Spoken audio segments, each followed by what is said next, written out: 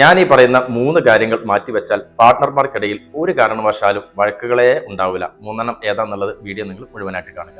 അതിൽ ഒന്നാമത്തതാണ് ചോദ്യങ്ങൾ ചോദിക്കാതിരിക്കുക. എങ്ങനത്തെ ചോദ്യങ്ങൾ? ഉദാഹരണത്തിന് പാർട്ട്ണർ ഓഫീസിൽ നിന്ന് തിരിച്ചു വരുമ്പോൾ ഒരല്പം വൈകി, എവിടെയായിരുന്നു ചോദിക്കുക. ഞാൻ എൻ്റെ ഫ്രണ്ടിൻ്റെ കൂടെ ഒന്ന് പുറത്തു പോയതായിരുന്നു എന്ന് പറയുമ്പോൾ പിന്നീട് അങ്ങോട്ട് അതിൻ്റെ പിറകെ തുടരെ ചോദ്യങ്ങളുണ്ട്. എന്തിനു പോയി, ഏത് ഫ്രണ്ട്, വേറെ ആരൊക്കെ ഉണ്ടായിരുന്നു, എന്തൊക്കെ ചെയ്തു.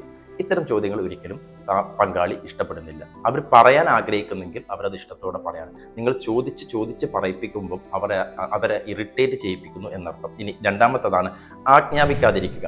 ഒരിക്കലും അങ്ങനെ ചെയ്യരുത്, ഇങ്ങനെ ചെയ്യരുത്, അതേ ചെയ്യാവൂ, ഇതേ ചെയ്യാവൂ എന്ന് തുടങ്ങിയിട്ടുള്ള ആജ്ഞാപിക്കുന്ന വാക്കുകൾ ഉപയോഗിക്കാതിരിക്കുക.